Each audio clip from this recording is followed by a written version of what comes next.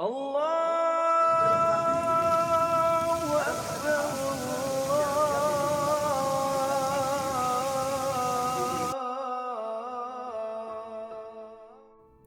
Indonesia adalah negara dengan jumlah pemeluk agama Islam terbesar di dunia. Kegiatan keagamaan umat Islam, sholat berjamaah, pengajian, hingga kumandang azan telah menjadi bagian tak terpisahkan dari kehidupan sosial dan budaya masyarakat.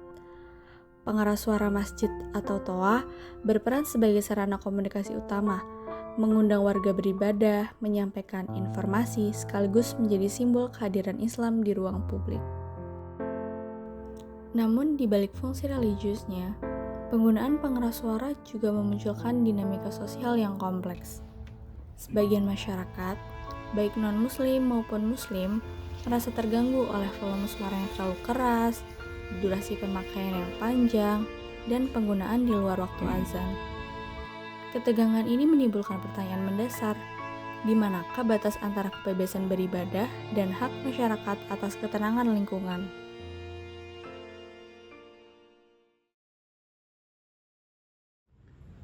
Baik teman-teman semua, di video kali ini kami akan membahas beberapa pertanyaan kunci. Yang pertama adalah bagaimana praktik penggunaan toa yang berlebihan menimbulkan ketegangan antara ekspresi, religius, dan juga toleransi. Lalu yang kedua adalah mengapa surat edaran Kemenak belum efektif. Dan yang ketiga adalah solusi apa yang paling relevan untuk menyelesaikan konflik ini sesuai nilai Pancasila.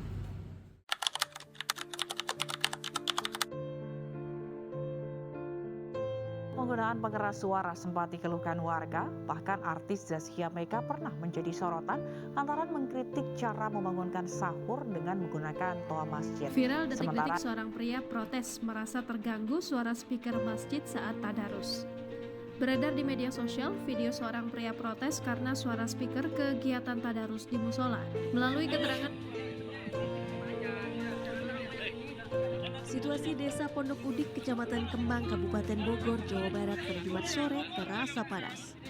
Terlihat sejumlah warga dan sejumlah kru film yang sedang melakukan proses syuting di area komplek Desa Tonjong, Kecamatan Tanjung Halang, terlibat cekcok.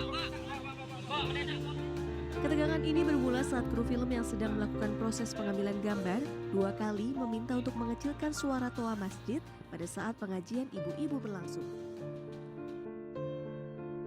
Kasus konflik terkait pengeras suara masjid bukan fenomena baru di Indonesia. Dari Tanjung Balai, Beji Depok, hingga Kabupaten Jember, polemik serupa terus berulang, menunjukkan bahwa permasalahan ini bersifat sistemik, bukan sekedar insiden lokal.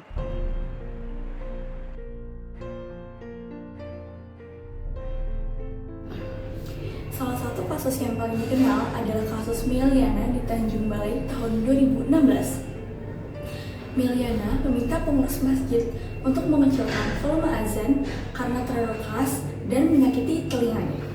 Permintaan ini memicu kemarahan warga, berujung pada pengrusakan rumah milik Meliana, bahkan pembakaran vihara dan juga kelenteng yang ada di Tanjung Balai. Ini mencerminkan betapa tingginya sensitivitas sosial yang mengelilingi isu toa masjid di Indonesia. Konflik terkait toa masjid berakar pada perbedaan perspektif tentang siapa yang berhak mengisi suara di ruang publik. Bagi banyak umat muslim, toa adalah alat syiar dan penunjang ibadah, simbol kehadiran Islam di tengah masyarakat. Namun, bagi sebagian warga lain, ruang udara sebagai medium suara adalah bagian dari ruang yang memerlukan hak atas ketenangan. Di Beji, Depok, warga mengeluhkan suara toa masjid di jam-jam istirahat, dini hari, dan subuh. Namun, keluhan tidak tersalurkan melalui mekanisme komunikasi yang baik, sehingga menimbulkan kesalahpahaman dan ketegangan antara warga dan pengurus masjid.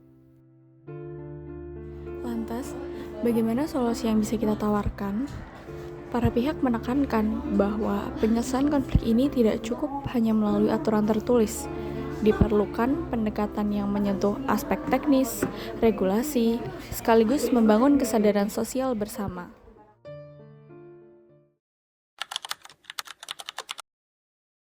Baik, nama saya Rifki Hamzah Yuki Nasrullah. Saya merupakan mahasiswa kehutanan angkatan 2023. Saya pernah aktif di CS dari semester 2. Bagaimana Jamaah Solahuddin memandang tanggung jawab komunitas muslim untuk menjaga keharmonisan dengan masyarakat sekitar yang beragama?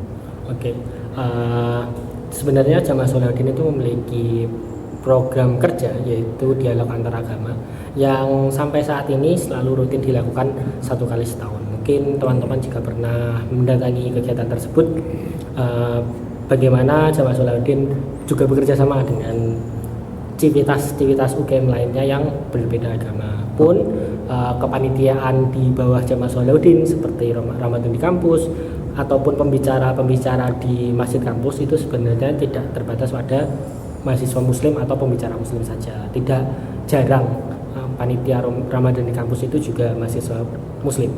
Jadi memang Jamaah Salahuddin merangkul terhadap civitas beragama lainnya dengan kegiatan-kegiatan tersebut. Terus kemudian apakah membatasi volume dan waktu toa masjid adalah bagian dari pengamalan Islam wasatiyah, bukan pembatasan syiar? Oke, sesuai dengan Islam itu agama yang rahmatan lil alamin, sehingga jika seandainya sebuah kegiatan dari agama Islam itu sendiri, jika seandainya orang itu merasa terzolimi atas kegiatan tersebut, ya berarti telah mematahkan tujuan Islam awal itu sendiri, yaitu rahmatan lil alamin. Akan tetapi mungkin di daerah-daerah tertentu suara toa atau suara masjid yang diakbarkan atau dibesarkan itu mungkin bisa menjadi seseorang yang enjoy seperti itu. Jadi ya tergantung di daerahnya, tapi jika seandainya daerah tersebut lebih banyak orang yang merasa terzolimi atau seandainya ada masyarakat rentan yang rentan terhadap toa, itu mungkin bisa disesuaikan dengan pembicaraan dengan takmir masjid masing-masing. Terus kemudian pendekatan mana yang menurut Anda lebih efektif? Regulatif bersanksi atau berbasis kesadaran sosial melalui musyawarah? Ya, karena toa itu juga menjadi bagian kultur dari masyarakat. Jadi memang lebih efektif jika seandainya dimulai dari kesadaran masyarakat itu sendiri. Kan beberapa masyarakat juga mulai menyadari jika seandainya ada beberapa kasus, contoh jika seandainya terdapat orang yang sedang sakit atau balita, itu toa tersebut juga mengganggu bagian atau sebagian dari masyarakat. Nah, oleh karena itu memang diperlukan olah dialog seperti itu. Jika seandainya mayoritas masyarakat memang menginginkan toa yang lebih sering dikumandangkan, maka ya takmir memiliki opsi untuk mengumandangkan toa selain untuk azan seperti itu. Oke, terus kemudian yang terakhir, apa pesan Anda untuk pengurus masjid, masyarakat, dan mahasiswa muslim terkait polemik toa ini? Kalau menurut saya diperlukan pembicaraan antara masyarakat yang terkena dampak dan takmir masjid itu sendiri, dikarenakan bahkan Nabi Musa pun menghalau atau memutarkan pasukannya untuk melindungi sarang semut. Nah, ini kan berarti menjadi sebuah sunnah Nabi, walaupun bukan dari Nabi Muhammad, untuk bahkan menggerakkan mayoritas untuk melindungi yang minoritas. Oleh karena itu, jika seandainya ada situasi-situasi yang riskan, diperlukan dialog antara takmir dan masyarakat yang terdampak agar tidak menimbulkan kezoliman.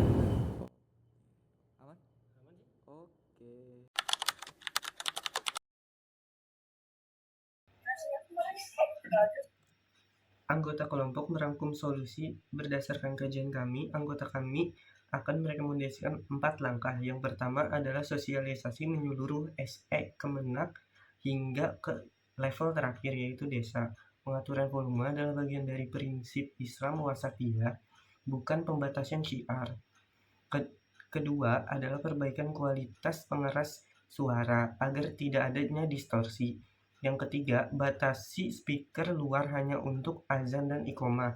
Untuk kegiatan lainnya bisa diusahakan dengan menggunakan speaker dalam saja. 4. Buka ruang musyawarah di tingkat RT RW antara pengurus masjid, warga, dan tokoh masyarakat untuk menyelesaikan keluhan secara komunikatif dan damai.